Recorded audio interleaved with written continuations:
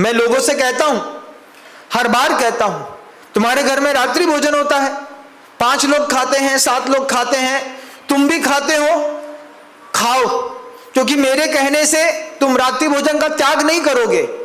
इतना सा संकल्प कर लो, अपने परिवार में शाम का सूर्य अस्त होने के बाद कढ़ैया नहीं चढ़ाएंगे, उसके पहले बना करके रख देंगे सब्जी, दाल, भात, रोटी, पराठा, रोटी सब, और कहेंगे हमने रात्रि भोजन को भी असाधारण रूप में बदला है।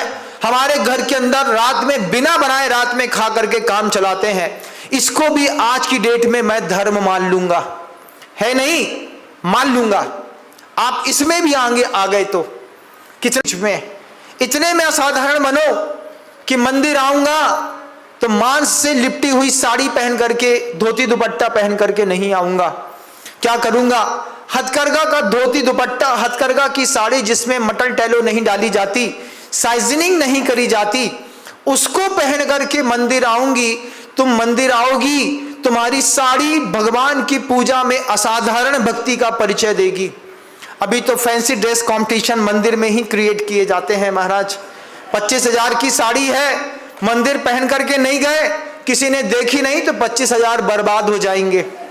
लेकिन 1500 की एक साड़ी का संकल्प ले लो, कोई एक दानदाता तैयार हो जाए महाराज, 2 लाख रुपए हम अपनी तरफ से देंगे, समाज में हर घर में एक साड़ी बांटेंगे हथकरघे की, और महिला को संकल्प दिलाएंगे आप जब भी मंदिर आएंगी इस साड़ी को पहन करके आएंगी। समाज की परिभाषाएं एक दिन में बदली जा सकती हैं और साधारण को असाधारण किया जा सकता है। छोटे से संकल्प से आप अपनी किसी भी क्रिया को असाधारण कर सकती हैं। छोटे से संकल्प से आप कौन से धर्म की कौन सी व्यवस्था को असाधारण करेंगे, आप तय कर लीजिए। कुछ तो एक असाधारण पालो, कोई एक असाधारण चीज हो। महाराज जब मैं माला फेरता हूं ना, अपनी माला को असाधारण कर दो। माला फेरता हूं, सुषुम्ना नाड़ी को जागृत करके बिल्कुल सीधे बैठ करके, आंख बंद करके, हाथ को नाभि से बिना छुपाए माला ऊपर रखते हुए 5 माले का नियम ले लो। ये माला घर में, दुकान में, मंदिर में, कहीं पर भी बैठ करके फेरोगे, लेकिन एक समय पर 5 माला का नियम भी अगर जीवन भर पल गया, ये असाधारण संकल्प भी तुमको मोक्ष के द्वार तक ले जाकर के खड़ा कर देगा। कितना गजब का जैन धर्म! कहां से सीख करके आए महाराज आप? सागरों में सागर, आचार्य विद्यासागर। सागरों में सागर, आचार्य विद्यासागर। वो सिखाते थे, हम सबसे कहते थे तुम चाहो तो अपने किसी भी चीज को असाधारण कर दो। किसको असाधारण करना है तुम समझो। महाराज हमने तो असाधारण को साधारण करने का हुनर तो आता है। कितना भी ऊंचा व्यक्ति सामने आए, हम 2 रुपया की जुबान चला करके उसको धोना जानते हैं, लेकिन उसको उठाना नहीं जानते। असाधारण को साधारण करना जानते हैं आप, साधारण से असाधारण बनना नहीं जानते। हम जहां पर रह करके 20 साल आए, उन्होंने प्यार से मुस्कुराहट देते हुए, हाथ का स्पर्श देते हुए, इशारे देते हुए असाधारण बनने की प्रक्रिया सिखाई। उन्होंने कहा कुछ भी एक चीज पकड़ लेना, बस भागीरथी संकल्प करना, मर जाऊंगा तब तक ये चीज व्यवस्थित रूप से जीवन को जीता रहूंगा, लेकर के चलूंगा। बस वो तुम्हारी एक साधना तुम्हारे जीवन की कीर्ति को बढ़ाएगी। तुम साधारण दिखते हो, असाधारण कहलाने लगोगे। पहली बार जब गुरु जी को देखा तो लगा कि कितना साधारण व्यक्तित्व है, ऐसे ही तो है जैसे हमारा शरीर, ऐसे उनका शरीर। लेकिन किसी भी आदमी को, भगवान को, देव को, गुरु को, शास्त्र को इंसान समझना इंसान की सबसे बड़ी भूल रही।